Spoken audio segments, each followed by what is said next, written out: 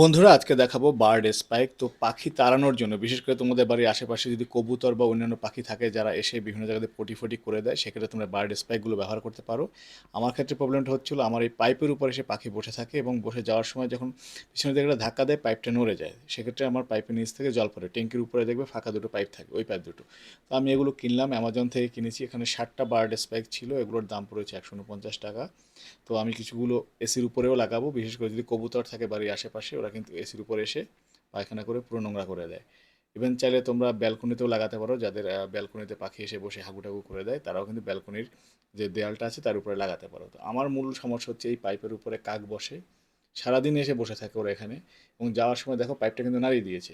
মানে এটা একবারে হয় না, 3-4 বার বসে যখন ধাক্কা দিয়ে উড়ে যায় তখন ওরকম হয়। তো এই দেখো পাইপটা আমি এখন সোজা করে নিলাম, এবার এর উপরে আমি বার্ড স্পাইক দুটো বসিয়ে দেবো, দুটো স্পাইক এখানে বসিয়ে দেবো, তাহলে কিন্তু কাক এসে আর এর উপর বসবে না। স্পাইকগুলো তোমরা জিপ টাই অথবা যে কোনো কিছু দিয়ে বেঁধে রাখতে পারো, এখানে তো বাড়তেই হবে। বাট যখন এসি বা ওয়ালের উপর ব্যবহার করবে সেক্ষেত্রে তোমাদের ফেবিকুইক বা যে গ্লুগান রয়েছে গ্লুগান দিয়ে লাগাতে হবে। তো দেখো আমি এসিতেও লাগাচ্ছি কয়েকটা, এক্ষেত্রে আমি ফেবিকুইক বা সুপার গ্লু যেটা হয় সেটা দিয়ে লাগিয়ে নিয়েছি। তো দারুণ একটা গ্যাজেট, চাইলে তোমরা নিতে পারো।